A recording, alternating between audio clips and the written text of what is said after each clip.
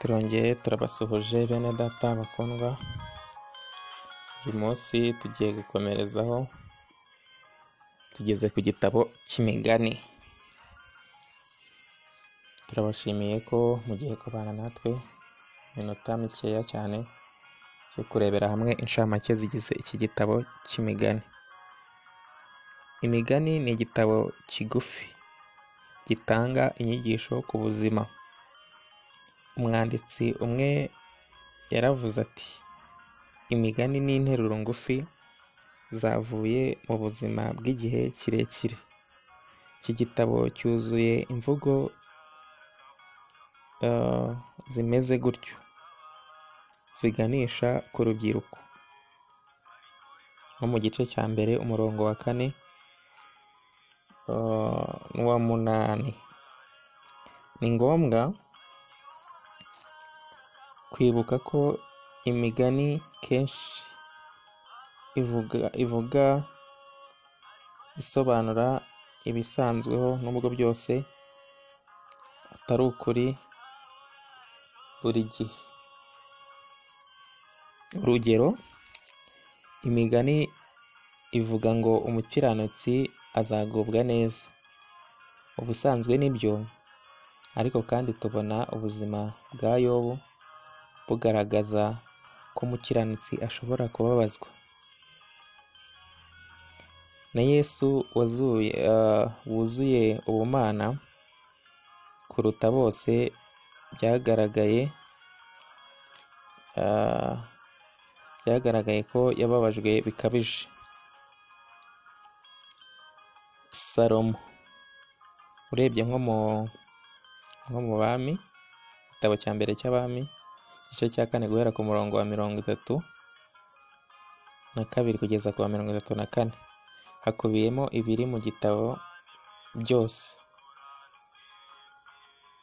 Nubwo Ezekiya mu myaka 250 nyuma ya Salomo nawe yongeyemo, nk'uko n'abandi babigenje. Ibice 9 bya mbere bibanza bifite andi magambo nyamukuru mu buryo bwagutse.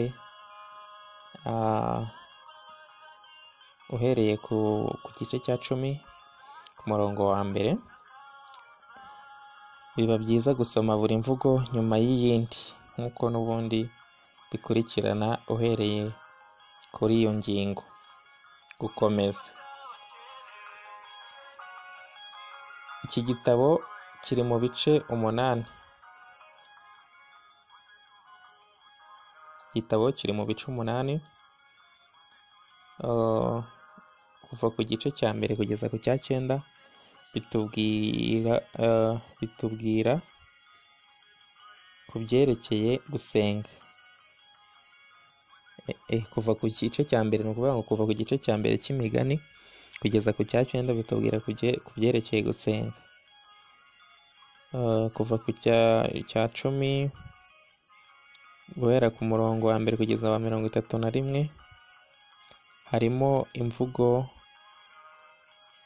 6, naho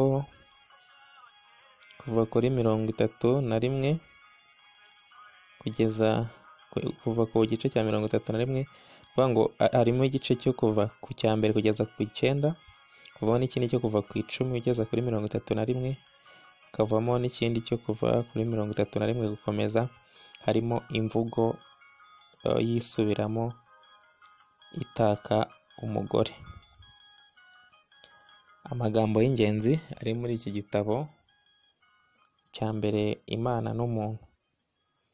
Imigani ntabwo ari imvugo itubwira ko twaba abatunzi tukagubwa neza mu buzima gusa, ahubwo bitwereka isano ya hafi ubwenge bufitanye n'imyifatire myiza. Cya kabiri, iyi migani itubwira umupfapfa. Umunyabwenge buri gihe aba atandukanye n'umupfapfa. Kugira ngo ugire icyo ugeraho, hari ingingo 3 zakoreshejwe mu gusobanura umupfapfa. Iya mbere ni umuntu woroheje mu mutima.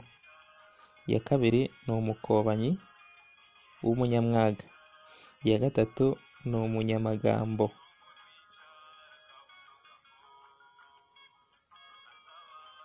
Unavuga abandi, utajya yubaha abanyabwenge cyangwa ngo yubahe Imana. Icya gatatu, ubunebwe. Ibi bice biburira abantu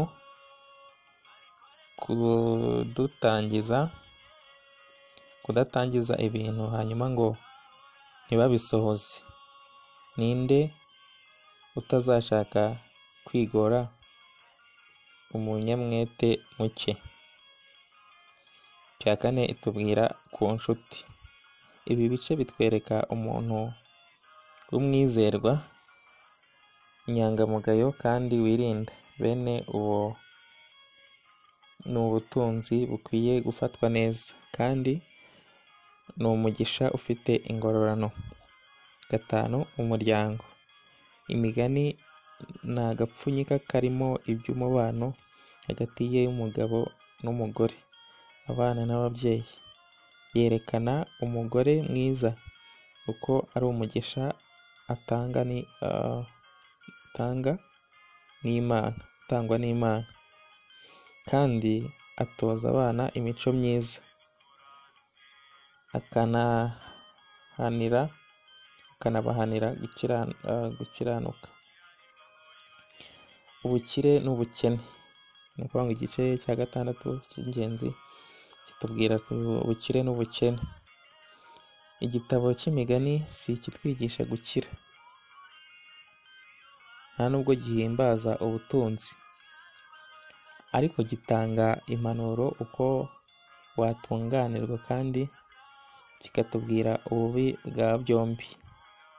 Hariya muri 30, igice cya 30 guhera ku murongo wa 7 kugeza ku wa 9. Kandi kitwereka Imana ko ariyo ikwiye gushyirwa imbere ya byose.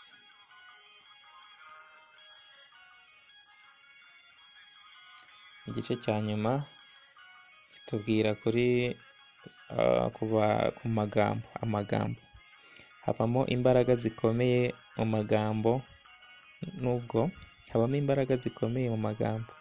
nubwo afite aho agarukira. Kivuga ibyo kwizerwa atari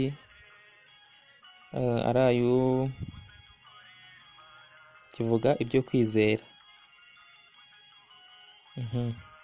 atari ay'uburiganya makeya atari menshi. Kugira ngo kivuga amagambo yo kwizera atari ay'uburiganya makeya atari menshi, atuje atarimo umujinya, kandi atarimo ubupfapfa. Murakoze rero, turabashimiye ko tubanye muri iki gitabo cy'imigani. Hanyuma dukomeze dusome, muduhe n'inyunganizi kugira ngo tubashe kurushaho gusobanukirwa n'ibindi byinshi. Murakoze cyane. Imana ikomeze ibane namwe.